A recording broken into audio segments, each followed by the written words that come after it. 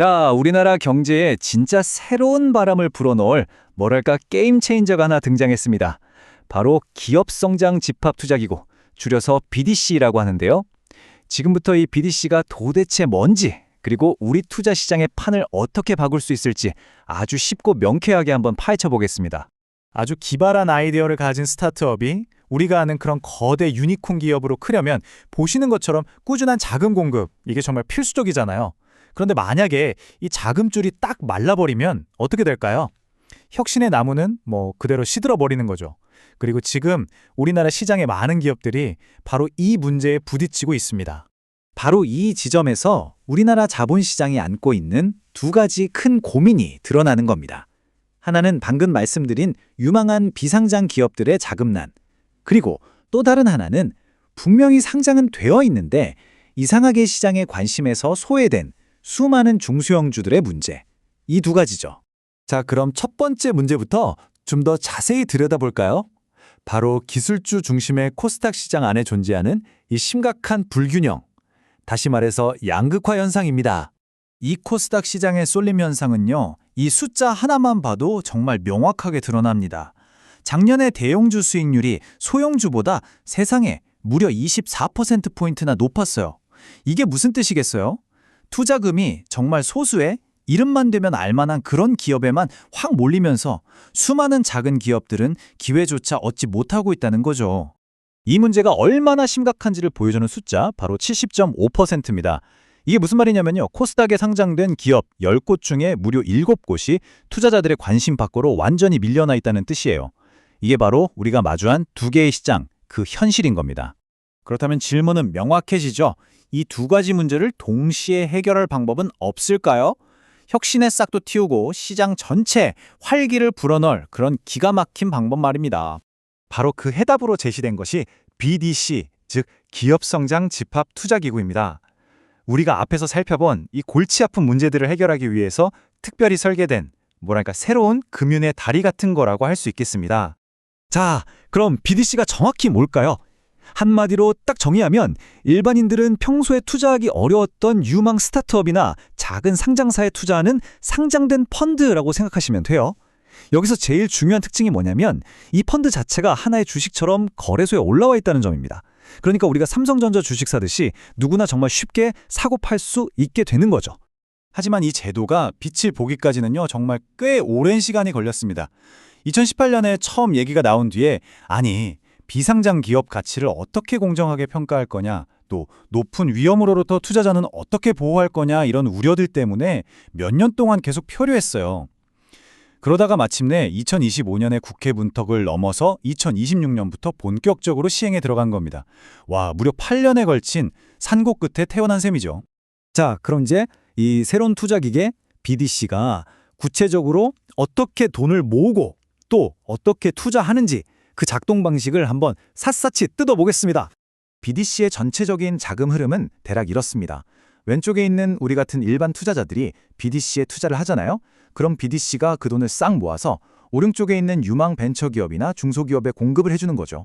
그리고 그 기업들이 성장해서 낸 수익이 다시 우리 투자자들에게 돌아오는 하나의 선순환 구조를 만드는 게 목표입니다. 이걸 더 간단하게 딱 3단계로 요약해볼까요? 첫째, BDC가 주식시장에 상장을 해서 우리 같은 일반 투자자들로부터 돈을 모읍니다. 둘째, 그 돈으로 여러 유망한 비상장, 중소상장사에 투자해서 포트폴리오를 꾸리는 거죠. 그리고 셋째, BDC 주식 자체가 코스닥에서 바로 거래가 되니까 우리는 언제든지 원할 때 팔고 나올 수 있는 유동성, 이걸 확보하게 되는 겁니다. 물론 BDC가 아무데나 마음대로 투자할 수는 없겠죠. 중요한 규칙이 있습니다.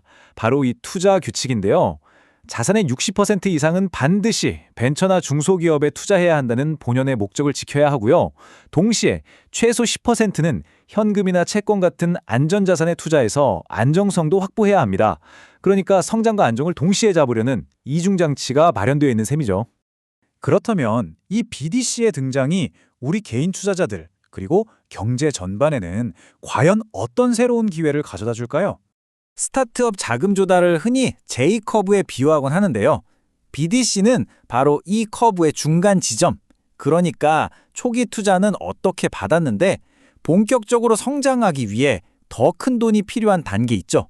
이른바 시리즈 B, C 단계에서 나타나는 투자 절벽, 이 공백을 메워주는 역할을 맡게 됩니다.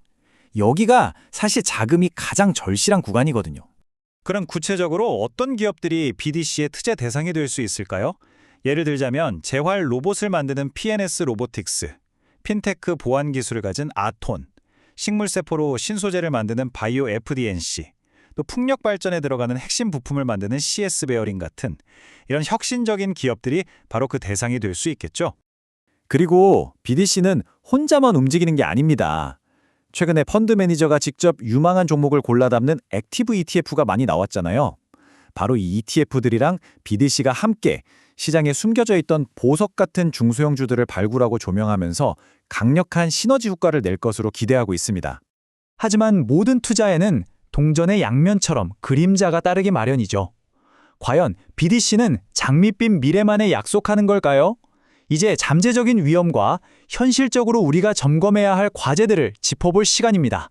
가장 큰 숙제는 바로 가치평가의 문제입니다. BDC는 시장에서 거래되는 가격이 없는 비상장 기업에 투자하잖아요. 그래서 그 가치를 분기마다 공정하게 평가해서 알려줘야 합니다.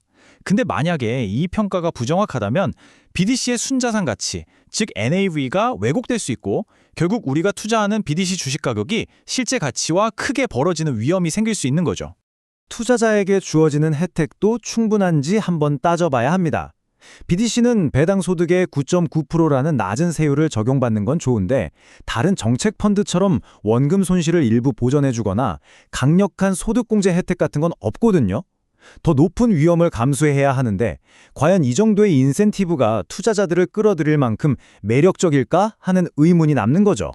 정리해보면 비상장 기업 가치 평가의 어려움, BDC의 시장 가격이 실제 자산 가치랑 다르게 움직일 수 있는 가능성, 그리고 자금력이 막강한 대형 운용사들 위주로 시장이 독과점될 수 있다는 점 등 여러 과제들이 남아 있습니다. 특히 과거 사모펀드 사태들 때문에 낮아진 투자자들의 신뢰를 어떻게 회복하느냐, 이것도 정말 중요한 숙제입니다. 결국 BDC의 미래는 이 질문 하나로 귀결됩니다. 과연 BDC는 코스닥의 소외된 중소형주에 활력을 불어넣고 혁신기업 생태계의 선순환을 이끄는 강력한 성장 엔진이 될 것인가? 아니면 여러 현실적인 과제들을 넘지 못하고 그저 또 하나의 금융 실험으로 역사에 기록될 것인가? 그 결과는 이제 시장과 우리 투자자들의 손에 달려 있습니다.